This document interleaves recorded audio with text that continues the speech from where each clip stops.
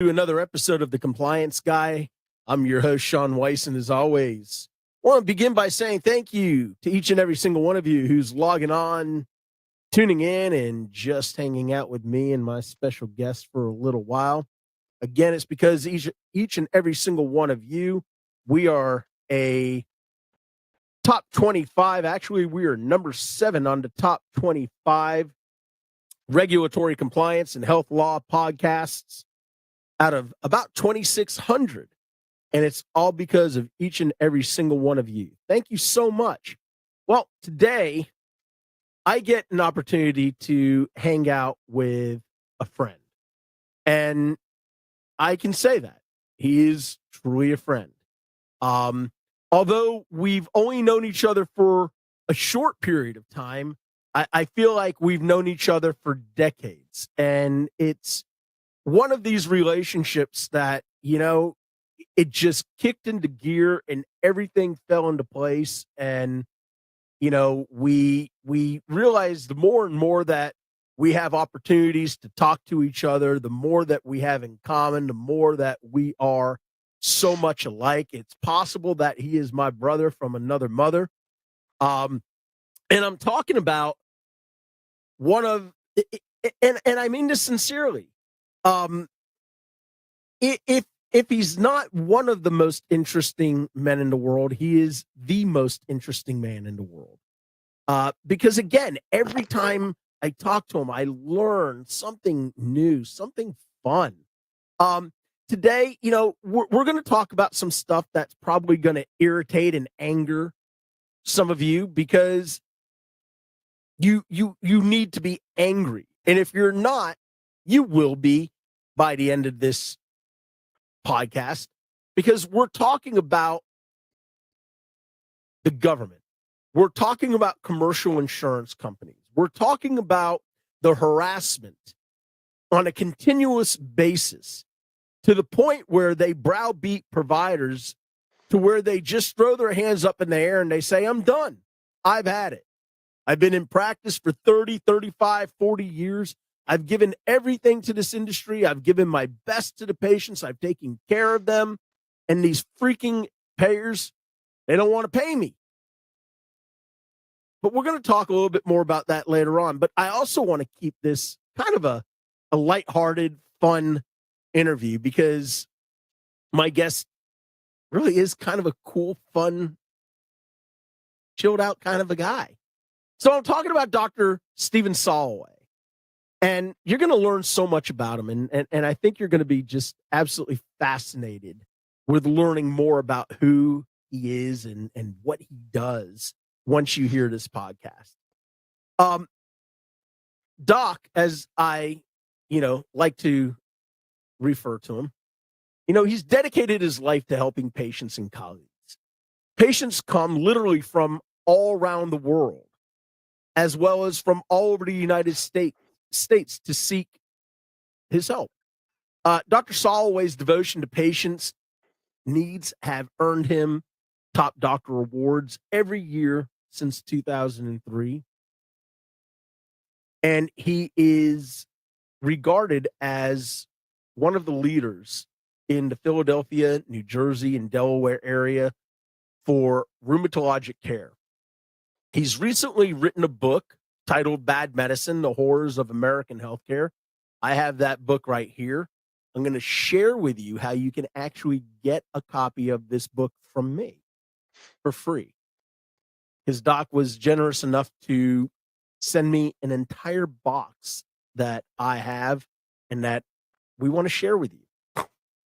Let me tell you a little bit about his credentials, because I know that you can see him and you see he's smiling, and he's smiling because he should be, because this guy really is cool. He was nominated to Chairman, Department of Rheumatology, Division of Internal Medicine for Inspira Health Network. He's a clinical associate professor for Rowan University School of Osteopathic Medicine. He's an adjunct clinical associate professor at Drexel University College of Medicine. Castle Connolly, America's Top Doctor, Philadelphia Magazine, and Inside New Jersey Magazine Top Doctor. Again, as an industry leader, he sits on numerous boards and panels within the pharmacology industry, along with national advisory panels for all major companies involved in arthritis and osteoporosis research. He is known within the medical community as the medical detective. And what's really neat about Doc is that, he'll tell you, if I can't fix you, I'll get you to the person who can. Dr. Soloway is involved not only in arthritis and osteoporosis treatment, but sports and occupational medicine as well. He runs osteoporosis, knee, and back pain clinics. He enjoys giving back to the community through charity and by teaching doctors from several medical institutions in New Jersey and Pennsylvania. He has been board certified in internal medicine since 1991 and in rheumatology since 1993 with specialized certifications in osteoporosis. But beyond that, he was appointed to President Trump's Fitness Council, and he was on Chris Christie's New Jersey Board of Medical Examiners. So, Doc, I know I've spent a few minutes here introducing you, building you up to our viewers, to our listeners, but I don't think that I have misstated or exaggerated any aspect of who or what it is that you do, what you've done, and what you continue to do. So I want to say welcome to the program. It's good to see you, my friend. Thanks for carving out some time to hang out with me. I look like a schlub in my half a turtleneck here, but at least I did my hair for you today. But look at you in that zoot suit with the sharp tie. You look great, my friend. How are you? Oh, I'm great, and I'm honored to be here with you. I am honored. This is not a privilege; it's an honor. Well, thank you. I appreciate You are that the so best. much. You don't have the top 25 show. You are the top 25 shows. Well, maybe one day. Maybe one day. We'll see about that, but I appreciate it. So, look, I think one of the things that's so important, and I want to get out of the gate, is rheumatology. Rheumatology is such a niche specialty, right? We have mainstream specialty like cardiology and orthopedics and neurology, but so many people don't really understand what rheumatology is from a medicine standpoint. And what I tell people that are asking me for an explanation of rheumatology, what I tell them is, you all tend to be a last ditch effort because they've gone to everybody else. They've gone to the primary care doctor. They've gone to the orthopedist. They've gone to the pain management doctor, and nothing's working. And these tend to be train wrecks, right? Because they have so many problems, these inflammatory diseases, lupus, all of these different things. But beyond that, there are other, environmental aspects that impact the patient. But can you quickly talk about what is rheumatology medicine and why is it that you guys are so incredible at what you do? Praise the Lord that you asked me that question. A rheumatologist is several doctors in one, so we fell through the cracks. Everybody knows or thinks or assumes that when your joints hurt, you go to an orthopedic surgeon and they are, quote, a bone doctor. In fact, a rheumatologist is a bone doctor, while an orthopedist is a bone surgeon. So if you have a painful known arthritic knee and you'd like to get it treated without getting it cut out, you'd come to a rheumatologist who's trained in injecting, not an orthopedic who's trained in operating. Further, another example of why you would consider a rheumatologist just on that, quote, orthopedic note, when an orthopedic surgeon removes a knee and puts in a new knee, he's replacing a piece of rotted wood with a piece of stainless steel or ceramic. However, the termites that ate the wood and the process that's allowing them to live in the knee are still there. So they may not rot the ceramic and they may not destroy the metal, but your gout attacks are going to continue happening. How do I know this for a fact? I wrote a paper on it. I discovered it. Calcium pyrophosphate, same thing. And every other type of arthritis, flare, rheumatoid, osteo, this, that, anything you can name is going to reoccur frequently. Now, so that's one thing a rheumatologist does, in addition to shoulders and backs and ankles. The other part, the other half of rheumatology is we are internists. We are an internal medicine trained doctor who does 2 extra years to learn how to diagnose and treat complicated diseases, which are the lupuses and the vasculitis and the polychondritis. And the common theme about all the diseases that a rheumatologist treats is they tend to involve the connective tissue. They involve the muscles, the cartilage, the ligaments, the tendons. And again, all the things you'd associate with orthopedics or all the things you'd associate with pain management. But we actually have done training in the ICU, in the clinic, in the private office, and all over the place, evaluating people who don't just have a swollen knee, but they have a swollen knee with a fever, a swollen knee, a fever, and a red eye, a swollen knee, a fever, a red eye, and a discharge either from the rectum or the penis, or they can't breathe. And we have to put together the whole picture. And sometimes all the blood tests are normal, so you really need a lot of experience at this practice of medicine. So let me ask you this question. I've always wondered this. Like me, when I made the decision that I wanted to go to medical school, I had it in my head that I was either going to be an orthopedic surgeon or a neurosurgeon. That's just what for me. I felt like. But my question for you is, what made you decide on rheumatology? What was there something that happened? Was there something that sparked your interest that made you go, that's what I want to focus my career on? When I was a PGY2, which is a second-year internal medicine resident, I barely heard of or knew what a rheumatologist was. A new doctor came to our staff. He was the chief of the staff, and every month for the interesting case of the week is how I'll describe it, as opposed to the CPC, which is the official name. Every case was so interesting that nobody wanted to leave the room. We'd be there 3 hours for a 1-hour meeting, and there'd be a pathologist, there'd be a radiologist, there'd be the director who happened to be a rheumatologist. And all these cases were so interesting. Nobody knew what was going on.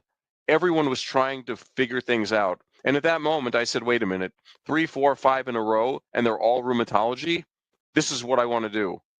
What's interesting is until I actually got into my rheumatology training in the fellowship itself, did I realize that I've now become an orthopedic surgeon without a knife. Because we were draining joints morning, noon, and night. We were injecting joints from the neck to the to the feet, and the TMJ and this and that, and so I got sparked in year 3 by seeing an enormous amount of interesting cases. Because frankly, if you're a cardiologist, everybody has a murmur. If you're a GI doc, everybody needs a scope to look for cancer. If you're an orthopedic surgeon, you sit there and replace knees all day long. Right. If you're a rheumatologist, you're now the bridge that connects medicine to surgery. That's so fascinating. That really is.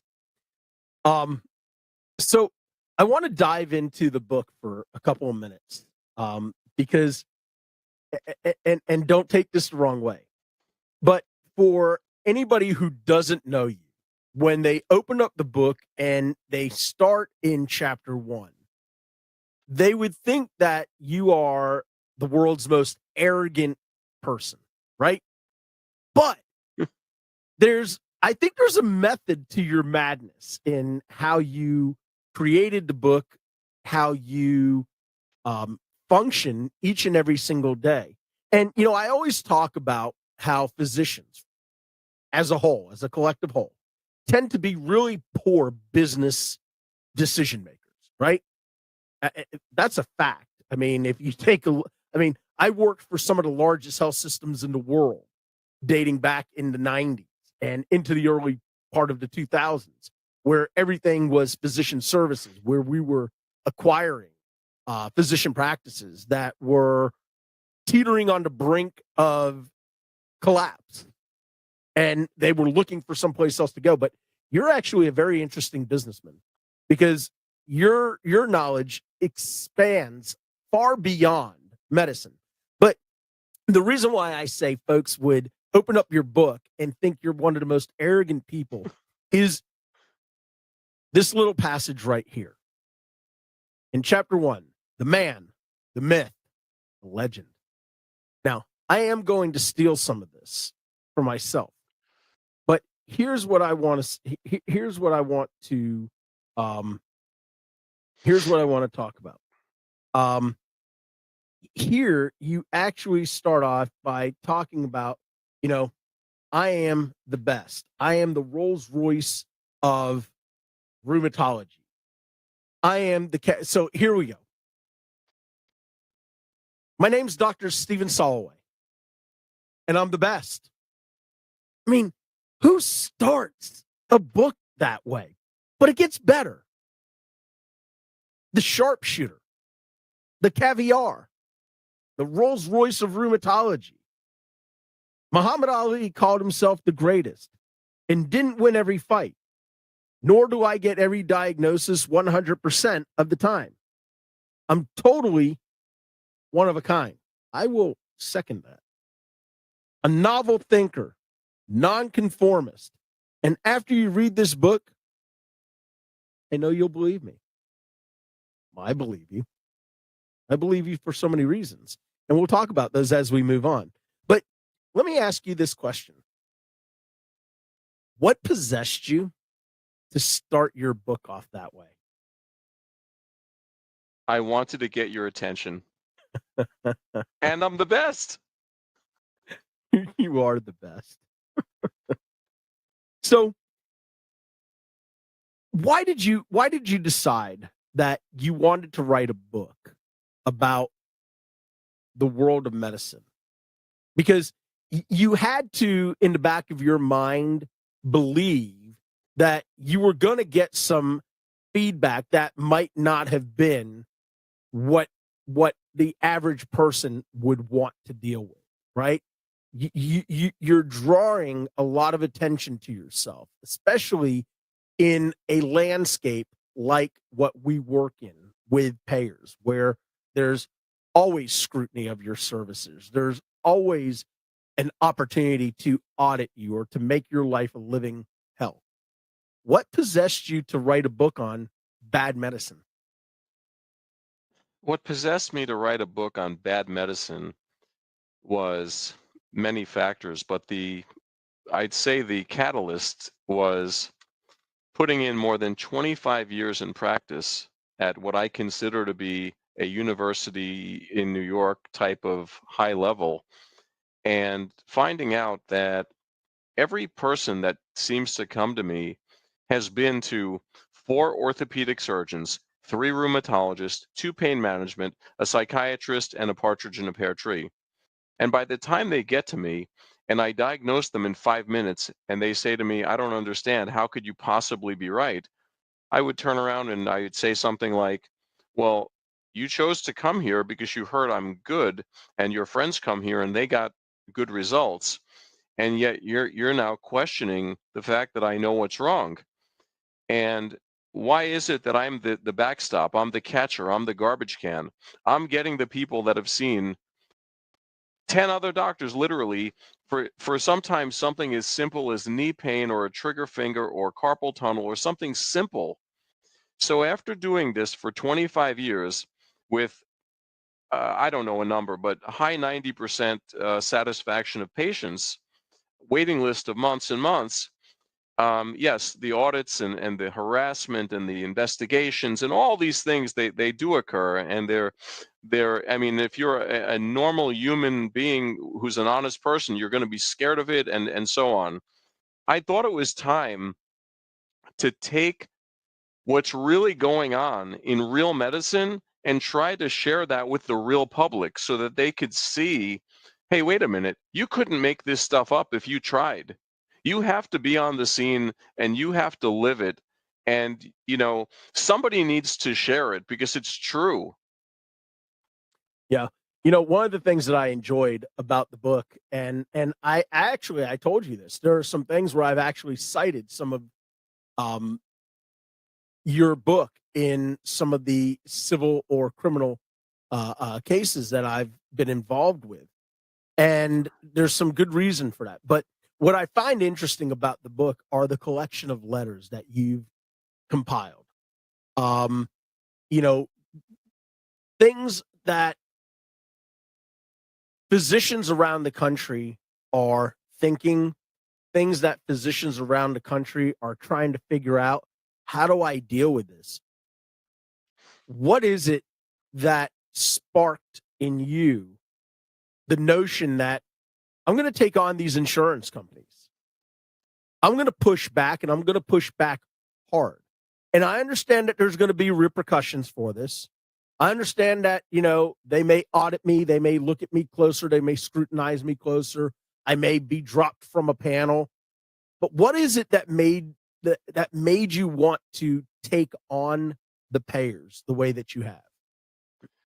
When I first started being audited for excessive volume or excessive procedures, the first thing I realized is I am by nature a workaholic. And it's not because I have to be, it's because I really do enjoy what I do. So for me, working a 12-hour day is pretty average. Seeing patients from 8 to 8 is pretty normal. Now, I'm now 30 years in practice, so I cut back a little bit, but it's not because I don't want to see the patients. It's because I am fighting the fight. And if I'm going to fight, I'm going to fight to win. I'm not going to back down to anybody if I know I'm honest and doing the right thing. And one thing I want to put out there is I find myself audited excessively for joint injections. However, I don't know any orthopedic surgeon who's ever been audited for excessive joint injections. But if you compare myself to an orthopedic practice, the numbers are even, and they're in the operating room half their time, and they're doing injections half their time. And they're seeing 100 people a day because it's just your knee hurts, squirt, next, next, next, next. So why I'm singled out for that? It's because I happen to be a rheumatologist, not being compared to orthopedic for the injection. Right. Second, biologic therapy in rheumatology has become the mainstay of care for almost 2 decades now. And each day and each month, as more drugs come out with more treatments for more diseases, it becomes more. And just because I'm the only guy on the block that developed a large infusion center, I mean, it's technically part of my practice. It's not a separate business. But Right. just because it's huge and it's full, all of a sudden I'm this bad guy who's just doing it to rack up dollars when I'm not even close to the top when you add the oncology groups in. So maybe I should be compared to the oncology groups, and they should say, wow, we actually have an innovative rheumatologist and we all need to do what he's doing because what he's doing has worked so well. He's on the #1 podcast and he's been on this and that. And maybe the guy's actually doing something right. How does he have a full waiting room if he's ripping people off or prescribing Percocet or whatever the bad things are, the illegal things are? Right.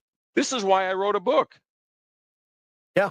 And I agree with you. I think, the way that the government compares physicians to other physicians without having a look, at the end of the day, we all know that, the government says close enough is good enough. But we know that's not true, right? And that's a huge problem. But there's a couple of things that, in the book, obviously, where I found some parallels for myself. So one of the chapters in your book is talking about the Veterans Administration, right? And I'll use the acronym FUBAR, right? Because that's what you use in there. Now, I'm not going to use the actual terms, but for anyone who is not familiar with the term FUBAR, you could use Dr. Google and type in FUBAR, and it will most likely bring up what it is. But I agree with you. The VA, for as long as I can think back, the VA has been a disaster. And it's been a disaster because of the corruptness that existed within the VA. I was offered an opportunity. I was actually nominated to become the deputy director of the Veterans Administration when Trump came into office. And it was a tremendous honor for me. And it was so humbling to even be offered a position, to apply for a position like that, to be nominated, to have letters of recommendation that were written for me by some of the most powerful people that you could get a recommendation from. It was fantastic. One, obviously, I love what I do. I love my company. I'm not going anywhere. I've got a good little gig here on Shawn Island, so I'm not going to stick myself into the middle of something so catastrophic. But the corruption was the number one reason why I walked away at the time from even being further considered for that position. But you talk about the VA being completely messed up. From your perspective as a physician, why? How about I give you a couple of examples of things that I witnessed at the VA, just Let's as an do it. example. All right. So when I spent a full year at the VA in the late 80s, and I have twinkled around a little bit because I still go around here and there. When I walked in the VA the first day, it said in a big sign right next to Ronald Reagan's picture, it said, "Your personal phone calls cost this institution $138 million last year." And I thought to myself, why don't they throw the phones out then? Okay, well, that's one example. The second example is I recall a man who was admitted to the hospital with a gout attack. A gout attack is a simple office thing that occurs. I'm sorry, when a person has a gout attack, they come to the office and you stick a needle in the joint, you drain it, confirm it, and stick medicine, and they go home, and that's it. We admitted a guy for a gout attack. You know how long the guy was in the hospital? 1 year. You might say, what are you talking about, 1 year? Well, he was interesting to somebody, but here was the better. He went home on weekends on a weekend pass, came back on Sundays, and his family got fed at his bed, of course. So he ordered extra food. And the man was admitted for 1 year. So he lived at the VA. Okay. So the VA offers hotel privileges and restaurant. You just don't know it unless you're there. Now, what else does the VA offer? After 1 a.m., all you have to do is be in a stairwell and you'll get to see a guy who looks like a janitor with a broom go like this.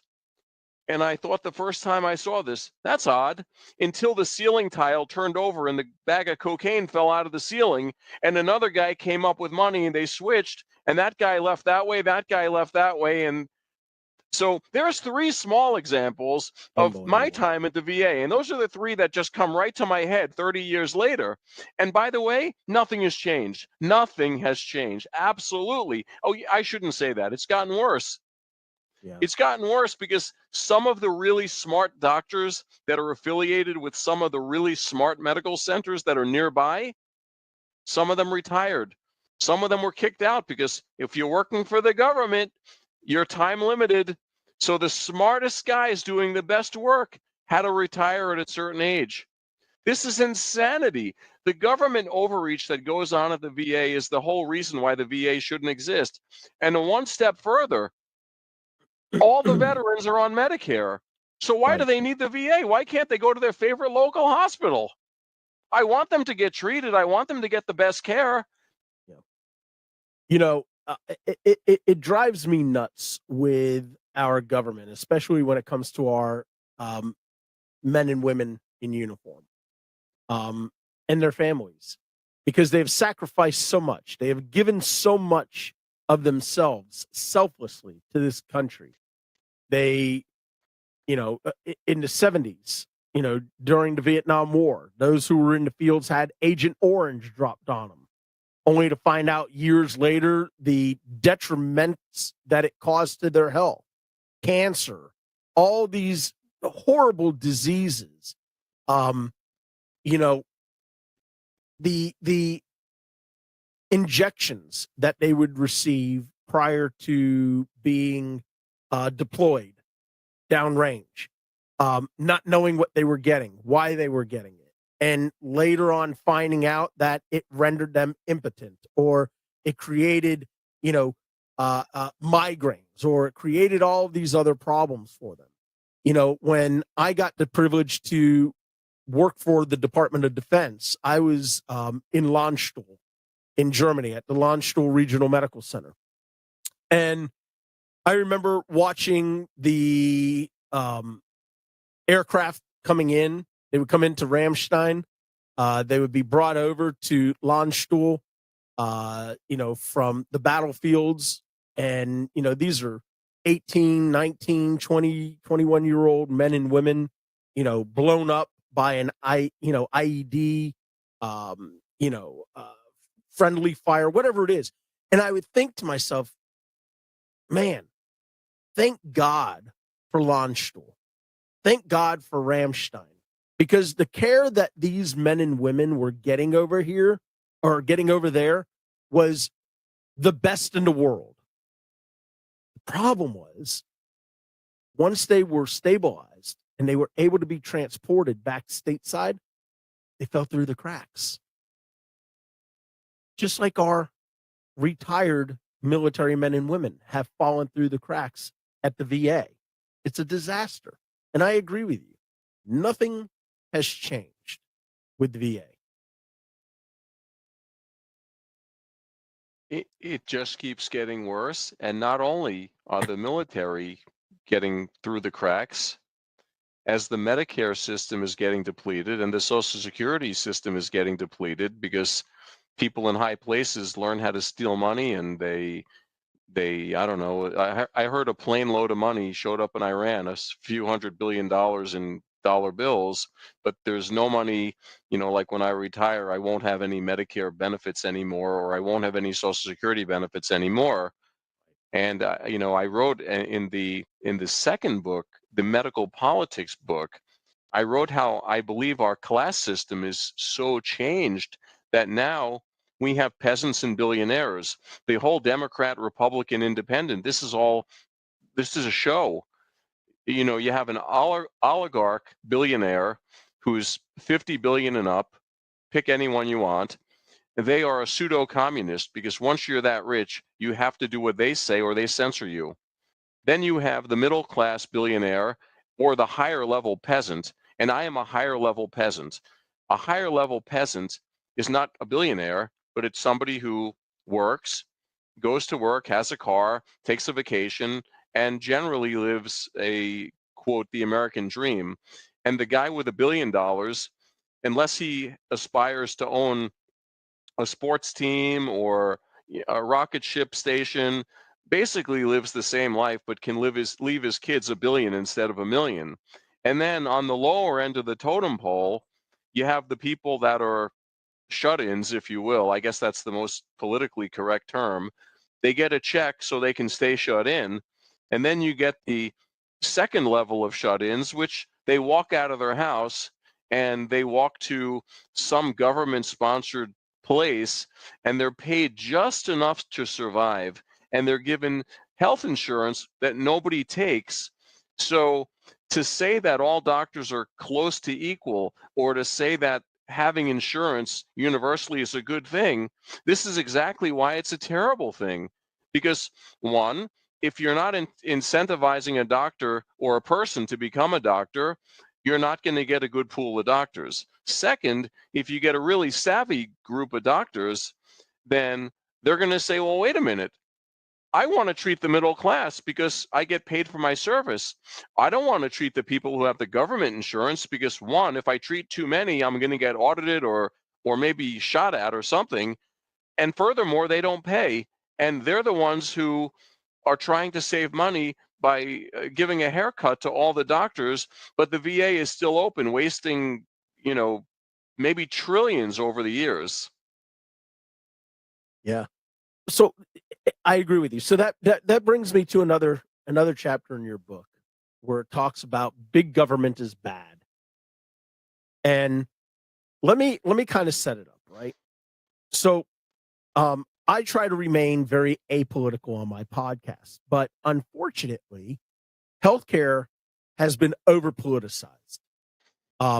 Even prior to the pandemic, people, unless you had direct access, because I get a lot of people that, say this and that or the other. And I ask them, have you ever worked on Capitol Hill?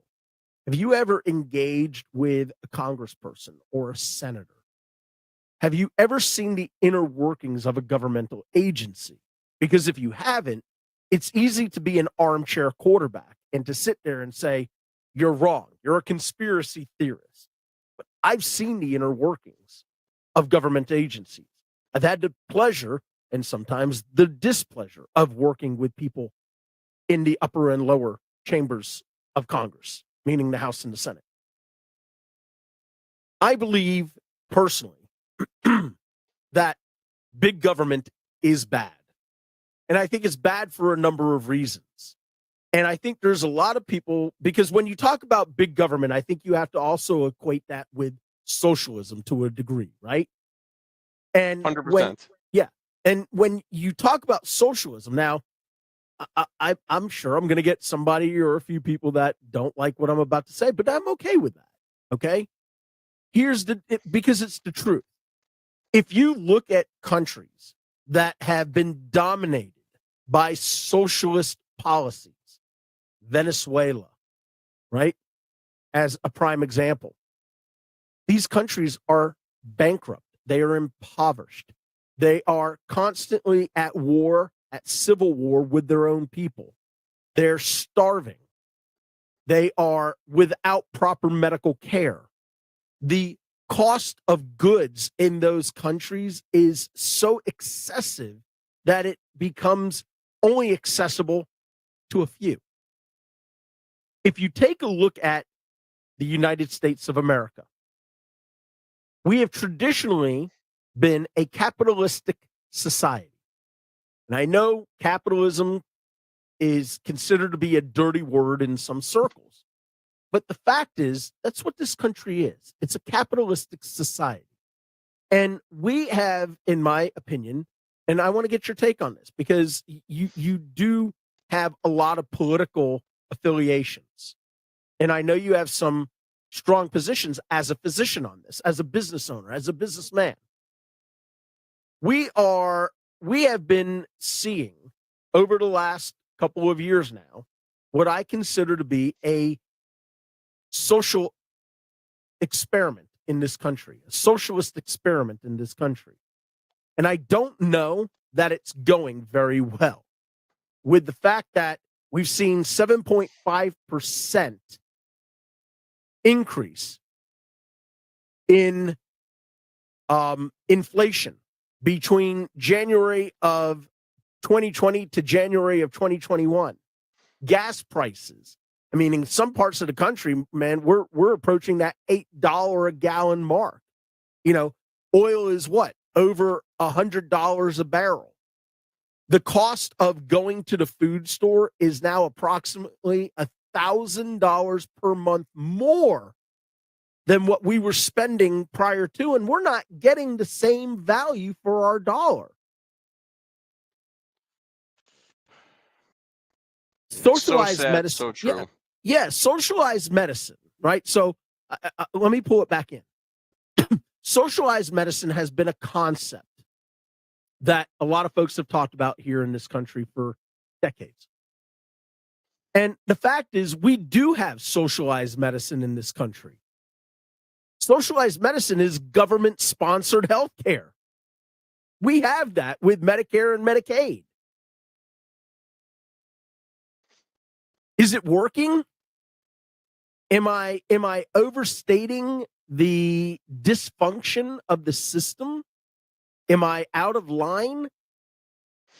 What are your thoughts on the state of healthcare? I don't know if I could state better what you just stated. So I'll just try to put in my words what I see. We absolutely have socialized healthcare.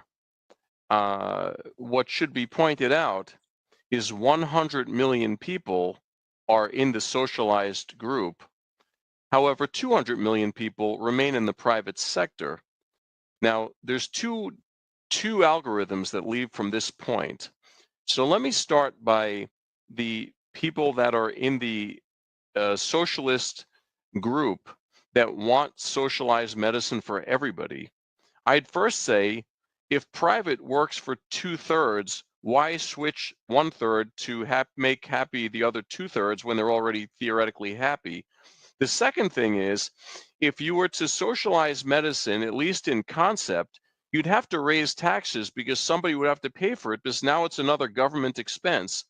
And since we just printed $5 trillion and we've seen all the things you pointed out, food prices out of control, quality out of control, gasoline prices out of control, nobody wanting to go to work because they got a stimulus check, but the casinos are still busy with people spending their stimulus check. But in all seriousness, Right. so socialized medicine can't work for two reasons. One, the government will incur higher cost, which will pass on to the person, which is us. And we do pay a fair amount of tax. The government collects trillions in tax dollars.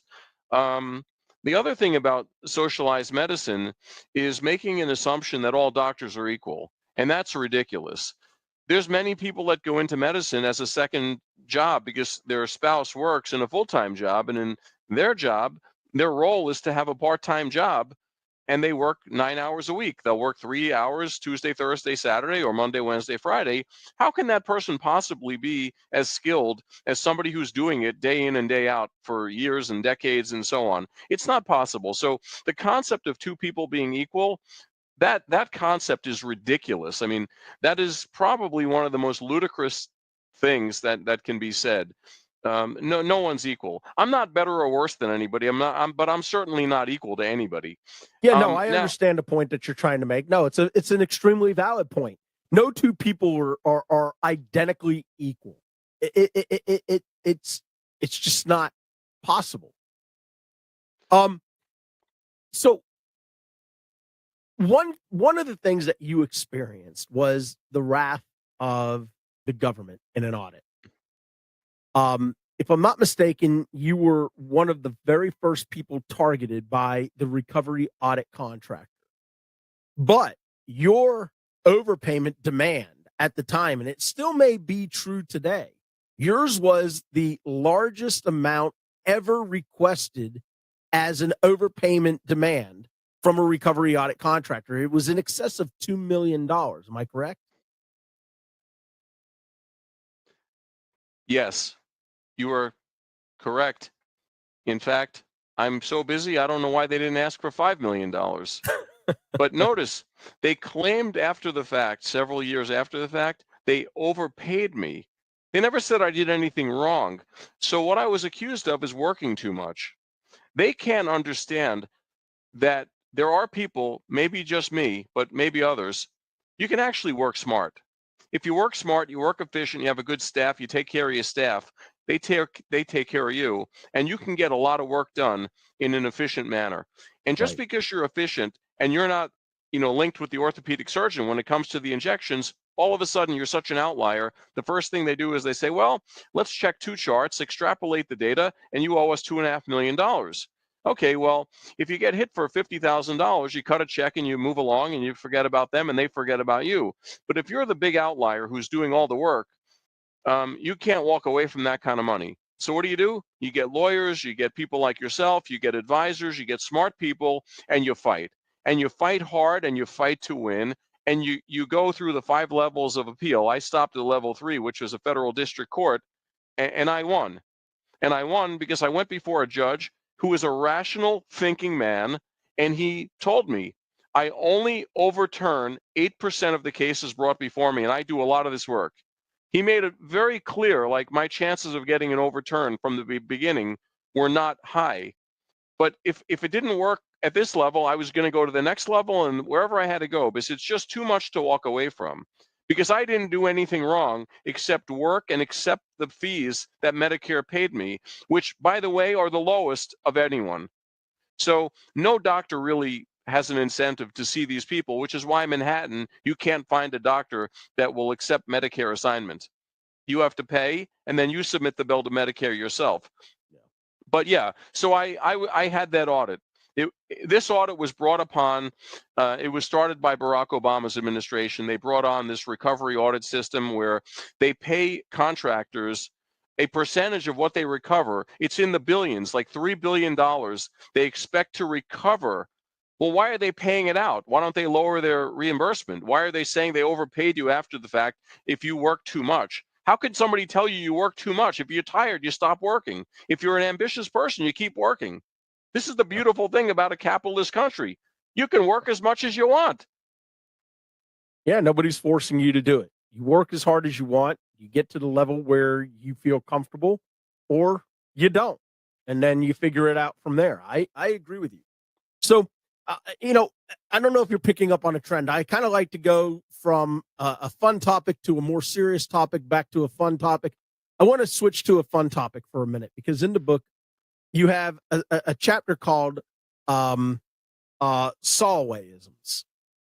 And it's lighthearted. It's kind of fun. There's a few that I really enjoyed in there. I mean, I enjoyed all of it, but there's a few that I really liked that kind of resonated with me.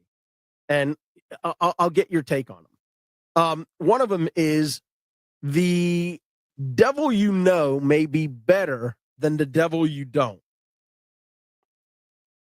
What do you mean by that? People are always looking for change. Yeah. People always think the grass is greener somewhere else. People all talk about leaving the United States because it's this evil place to be. Yet the borders are being overrun by people that are either being tortured, raped, murdered, poisoned, something. And they're all trying to come here for the American dream, which is really just to have freedom, freedom of speech, freedom of religion, and just civil liberties. And now that we have people that have gone into leadership positions, they're trying to brainwash the next generation that these things are no good, and that the government should have the only voice because there's too many people speaking. And what you're used to may become boring, but it's still much better than the unknown, which has to be worse because they've tried it everywhere else in the world. And to quote my chapter, Solowayism, if it happens once, it's a trend. Yes. So we went through Nazi Germany before I was born, and now we're going through a Holocaust in Ukraine. And in 100 years from now, it'll be another one. So it's already been established that it's a trend. So what people don't like about this country, maybe they don't like that other people do something better than they do. If they're so unhappy here and they're from another land, why not go back and try to make your other land a better place? Make it the best it can be, but don't try to change a system that's been functioning for 40 odd years. Why would somebody think that way? Why would you move here and not try to adapt to what we're doing? And why would you do that? Why'd you come in the first place? Because you had to leave the other place. I mean, let's be honest about this. Nobody's coming here because they don't want to be here. So if you come, try to fit in at least. I think that's what I meant by the devil you know is better than the devil you don't know. Yeah. I like a couple of other ones in here. If you don't get what you want, you may deserve better. Yeah. We'll keep it lighthearted.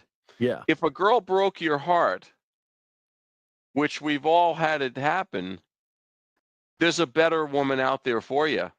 Okay. But, in reality, whether it's business, whether it's medicine, a business of medicine or law or politics, whatever, if something isn't going your way, there may be a bigger reason that you're just not aware of. And you try hard, you put yourself out there, and you find yourself in a better place. It's just until you see yourself go through that continuum, you don't know yet. Except history tells you that that's probably true. Yes. That I would agree with. And the last one, because there's so many of them, but the last one that I wanted to point out is, never say never, never say always. What a great line. That's, so the origin of that phrase goes back to being trained to take board exams 35 years ago. And if the question said, could a person X never or always eat a ham sandwich? You never say never and you never say always, because there's always going to, well, you never say always, but there will be an exception to virtually everything. That's right. So when they say any sentence where you can put the word never or always, I would say is a false sentence, because to say we've never had poverty, or we've never had war, or we've always had conflict, or we've always had happiness, or we always have freedom, these are ridiculous statements. They're generalizations, and again, it's somebody trying to dictate to everybody what only applies to a portion of the said population. Right. Gotcha. So let's transition now back over to your practice, because I think what you're experiencing right now is what almost everybody is experiencing in healthcare. And that's a decrease in reimbursement, an unwillingness of the providers to pay claims in accordance to their contractual obligations, pay them in a timely manner, but yet still expect the physicians to have an outlay of expenses to be able to care for members of their plan. What are some of the issues that you're dealing with right now as a rheumatologist in getting paid? Two biggest issues I'm dealing with right now in the practice of rheumatology. One is the prepayment audit. The payer, who you have a contract with to pay you $1, basically has said, we're going to do a prepayment audit. We're not going to pay you until we audit your chart and see if we agree. So my rebuttal to that has been, I'm not seeing your patients until you pay me first, because the contract says it's fee for service. Here's the service, now give me the fee. So that's one big thing we're dealing with. The other massive thing we're dealing with is the denial of necessary tests that were approved 10 years ago and 15 years ago. 15 years ago, a hatchet came down, came out of the sky. I can't say never or always as to where it came from, but I have my own thoughts. But everything is denied. You have to get, we dropped one insurance company because they literally wanted a phone call or a peer-to-peer just to drain a joint. Now, this is part of the exam, essentially. Somebody has a hot knee or a swollen joint. You have to stick a needle and find out what's wrong, because it could be infected and you're going to save their life. You're going to waste time calling somebody who's not there, and you're going to wait 3 days? No, that's unacceptable. So we dropped that insurance company. So those type of regulations are growing faster than the speed of light. Seriously, I think they are literally alongside of lightning. I don't know, they're neck and neck, but probably 5 times a day we get a denial for something that's not only reasonable, but we've already mailed in articles proving from scientific data or the standards of care or things that they approved 3 years ago. And I use those arguments to say, look, you have a patient on medicine for 10 years, he's stable, and you won't pay for the drug? No, it's not on a formulary. Well, it's on my formulary. Don't I count? I'm the guy making the rules in this place. And if it's on my formulary and we have a contract, either you're going to pay or I'm going to treat them for free and sue you. And I will win because I've done nothing wrong. You don't have the right to tell me what drugs I can use, because they might as well go to the drug company and say, you're not allowed to make that drug. If the Right. drug's available and it works and it's better than anything else for a given patient, how can a company who has only financial interest involved, how can they tell me or anyone else, you can't use that drug? Or the drug's off formula, the drug's off patent, so therefore it's no good anymore. What do you mean it's no good anymore? It was really good before, and now it's no Yeah. good. You can't monetize it, so it's no good. It doesn't Yeah. work. It's not monetizable. It's Yeah. all financial. Nothing's medical. Well, it's You know, it's it's I, it's profits I before patient care. peer-to-peer review is never medical. I've never even been questioned how to make a diagnosis or how did I come to a conclusion. The question is always you need to use a cheaper drug. So it's a financial peer-to-peer. It's never a doctor peer-to-peer. They don't even have a peer at any of these companies of mine. Well, yeah, that's the problem. In all of the peer-to-peer reviews that I do on behalf of my clients, when we're going around the table, I always, before I introduce my provider, I ask the medical director who's on the line, one, are you still a practicing physician? Two, what are you board certified in? And um and three, if they are not of the specialty of my physician, what makes you qualified to opine on the services of a rheumatologist? Because just being a family doctor or just being an internist or being a podiatrist or being a retired dentist, look, just having the initials after your name, MD or DO, doesn't qualify you to call into question the credentials and the clinical judgment of my specialist.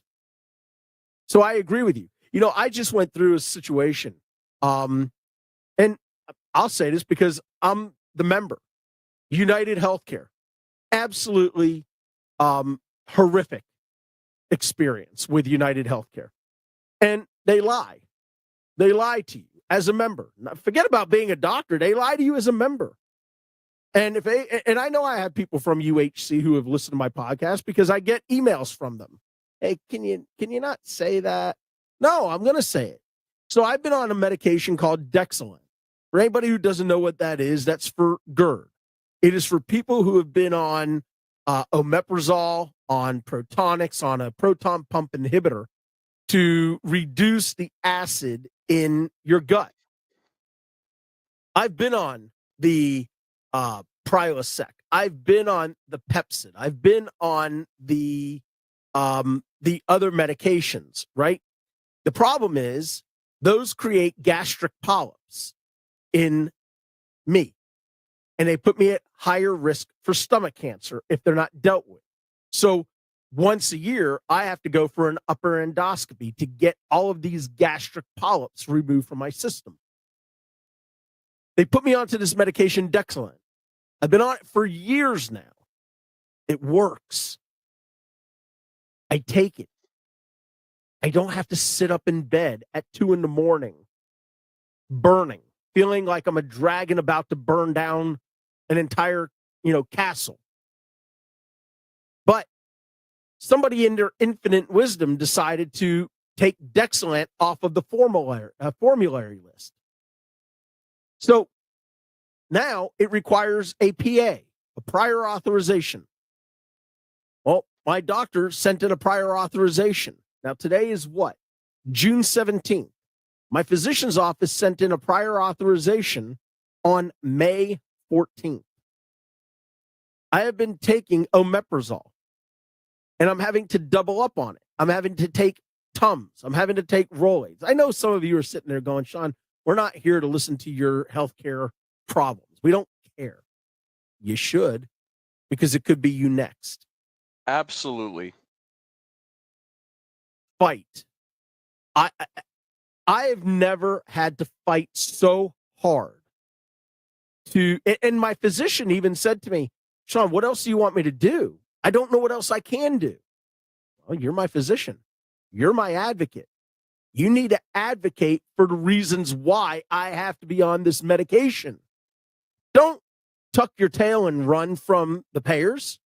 Stand up and advocate for your patients the way that you want people like me to advocate for you. So, well said. Yeah. So, back to what's going on with you. So, Doc, you got a lot of stuff going on, but your situation you know, your story is no different than the 100,000 other physician stories just like yours out there. The difference is you actually did something about it and you continue to fight it. And that's what providers need to hear. And providers need to understand that you can fight and you can win. And the more you push back, the more likely you are to be successful moving forward. It's no longer a matter of trying to be able to sustain in a practice. You want to be able to thrive in your practice. Because being acquired by a hospital may sound like a great idea until you become an employee of a hospital. And it's no longer up to you what type of chair goes into your reception area. It's no longer up to you what electronic medical record system you're on. It's no longer up to you what your hours of operations are going to be. It's no longer up to you how much you can spend on bonuses for your staff, on salary increases. You lose your autonomy when you become an employee of a health system. I've been with the largest health systems in the world. I know. I was a corporate compliance officer. I was the physician liaison. So I understand this. I'm not saying working for a hospital is bad. I'm not saying working for a health system is bad. But if you're someone who craves autonomy, if you are someone who doesn't play well in the sandbox with others, being an employee of a health system or a hospital is not something that you should consider, which is why you need to get your act together and why you need to make sure that you are doing the right things. Take lessons from people like Stephen Soloway, who have been down the road and who continue to fight that good fight. Pick the guy's brain. Find him on Facebook or Instagram or on LinkedIn or on one of the other social media platforms. Get his book. Send him an email. The guy loves to talk. As they say in New Jersey, New York, he loves to kibitz. You know, President Trump said of me, he said, Steve Soloway is a great man, a little different, but in a good way. Yeah. And you know, it's funny. I wasn't going to bring it up because, you know, well, whatever. I am going to bring it up. You're very close and personal friends with Donald Trump, the POTUS, former POTUS. You had an interesting story about how you met. You want to share that real quick? President Trump and I met in the early 2000s when I started investing in real estate in Manhattan. To me, at that point in life, the pinnacle of success was to own a parking spot in Manhattan. So it just so happens that I got on the radar. I bought too much. So Donald Trump, prior to being the president, sent his chief operating officer for the hotel organization to find out who the hell is Steve Soloway, or this guy buying all these apartments in my building. So it's like I was accosted and brought to sit and meet Donald Trump. And we had a nice conversation. He asked me, you know, this, that, and the other thing. And he said, I like your desire, your attitude, your spunkiness, you know, your positive attitude. I'd like you to be on the board for this particular building. This is in Central Park. And so it was a casual meeting. It was very nice. He's a bit stoic when you don't know him, but when you know him, he's a regular guy. And at the first board meeting, which was probably a week or less than a month later, I had an argument with another guy on the board. And as soon as the board meeting ended, I got called into Donald's office. And I sat across from him at the desk, and I thought, oh, God, you know, I'm going to be reprimanded like I'm the kid in school who did something bad. He says, I love what you did. I want you on all the boards. You're great. You're the greatest. I want you on all the boards. And that's how we met. That's funny. Did he say this is going to be huge? Steve, this is going to be huge. The hugest. The hugest. Boy, there were some Trumpisms. There's no doubt about that. So, folks, the last thing that I want to bring up is the last thing that Dr. Soloway and I had in common. For those of you that are into collecting things, We're the best. We're the best. You're the best. I've realized through all of the conversations that you and I have had, especially over the last week, and after rereading Bad Medicine again, and then hanging out with you today for an hour on the podcast, I've realized that when I grow up, I want to be Steve Soloway.